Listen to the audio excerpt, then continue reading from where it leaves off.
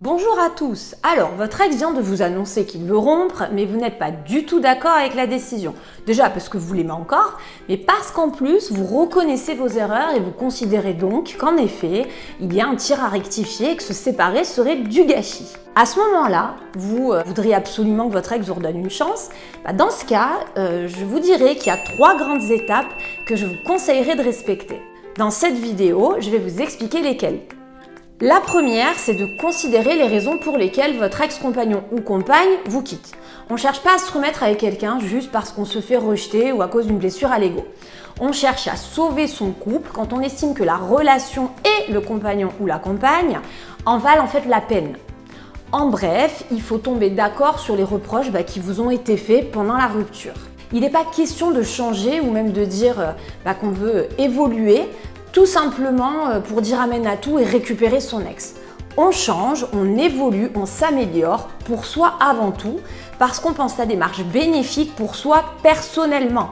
On ne change pas pour quelqu'un et encore moins par désespoir. Donc, la première étape d'une reconquête amoureuse, c'est de tomber sincèrement d'accord sur ce qui en fait vous a coûté votre relation. Parfois, on n'est pas obligé non plus de tomber d'accord sur tout. Faut savoir que vous avez des compagnons ou des compagnes qui ont été excédés par certains de vos défauts et qui, à cause du cumul, en colère ou fatigués, vont parfois exagérer dans ce qu'ils vont vous reprocher au moment de la rupture. C'est pour ça que vous remettre en question après avoir eu des reproches, oui, pourquoi pas, mais de manière réfléchie, de manière intelligente. Alors déjà, parce que si vous cherchez à changer pour quelqu'un, vos efforts tiendront pas dans la durée.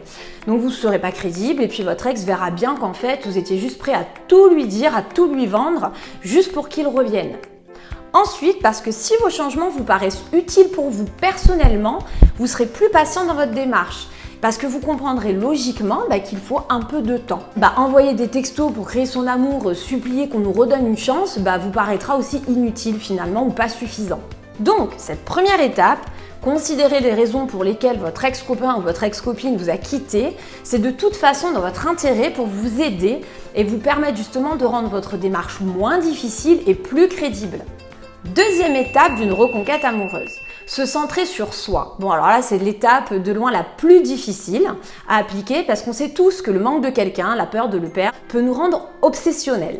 C'est à cause de ça que on coupe tout avec tout le monde, on veut plus sortir, on perd goût à beaucoup de choses et que du coup, on fait généralement rien pour avancer. Sauf que si on est dans une démarche d'évoluer, de changement, de prise de confiance, on n'est pas censé être au fond du seau, puisque c'est censé nous demander de nous prendre en main, de nous bouger et donc de faire des choses et de surtout rester pas suspendu à un clou. D'autant que le plus injuste dans ce genre de situation, c'est que votre tristesse, les gens ils s'en fichent un peu, dans le sens où votre ex, généralement, ne sera pas tenté de revenir vers vous si vous êtes au fond du seau. Comprenez que d'aller de l'avant, d'aller mieux finalement, c'est accepter aussi de passer de bons moments sans votre ex, parce que c'est une vérité, on peut être heureux sans lui ou sans elle, et en plus ça vous aidera vraiment dans votre démarche de reconquête. Troisième étape d'une reconquête amoureuse, entretenir de bons liens avec votre ex, ou du moins tenter de ne pas aggraver vos rapports.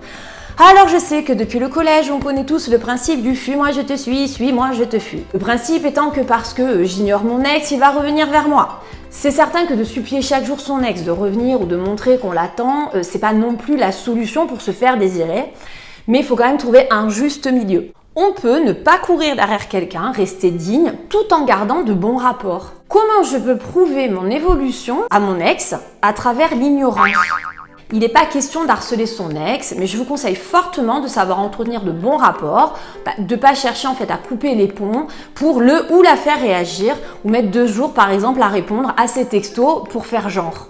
Restez courtois, prenez de temps en temps des nouvelles, répondez aux messages et pour marquer le coup justement, vous restez succinct dans vos réponses. Mais créer des rapports de force dans une reconquête alors que notre ex a des griefs contre nous à cause de nos erreurs passées, c'est pas malin. Imaginez, vous avez pas accepté la rupture, vous l'avez bien fait sentir, vous étiez au bout de votre vie, au plus mal, mais du jour au lendemain, vous coupez les ponts, vous mettez 3 plombes à répondre à ces messages. Et tout ça pour donner l'impression que vous êtes passé à autre chose. En bref, pour le ou la faire réagir. Moi, demain, si j'ai vraiment compris mes erreurs, que je fais un vrai travail sur moi qui me permet d'évoluer, donc d'aller mieux, je suis censée aller bien. J'ai pas besoin de m'inventer une vie. Je prends des nouvelles de temps en temps de manière tout à fait naturelle qui en plus peuvent me permettre de placer justement ma bonne humeur. Je peux vous dire que c'est autrement plus je m'en foutisse de se comporter comme ça que de plus prendre de nouvelles du jour au lendemain ou de mettre 2 jours à répondre à ces messages. Vous l'aurez compris, une reconquête amoureuse, c'est un travail avant tout pour vous. Plus votre démarche sera honnête, plus ça vous obligera aussi à réapprendre à passer du bon temps sans votre ex et en plus, plus vous aurez de chance finalement de réussir cette reconquête. J'espère que cette vidéo, elle va vous booster. Si vous avez besoin de coaching, d'être accompagné justement dans ces étapes, n'hésitez pas à m'appeler. Et même à consulter mon blog loveconsulting.fr sur lequel vous allez trouver tout plein d'articles sur ce même sujet. Et si la vidéo vous a plu, que vous en voulez d'autres, vous n'oubliez pas de mettre un petit pouce, de la commenter et de vous abonner à ma chaîne.